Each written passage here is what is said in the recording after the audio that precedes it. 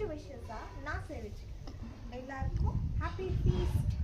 And செகண்டாக நம்ம என்ன பார்க்க போகிறோம்னா தூய ஆவியானவருடைய பெருவிழா. இன்னைக்கு ஏதாவது ஒரு பாட்டு பாடணுமே, ஆமாம் தானே?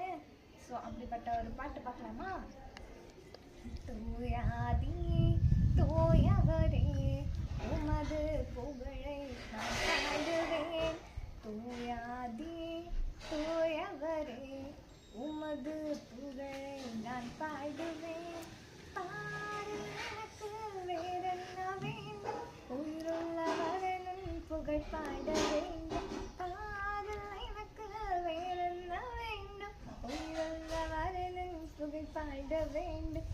தூயாதி தூயவரே உமது புகழை நான் பாடுவேன்.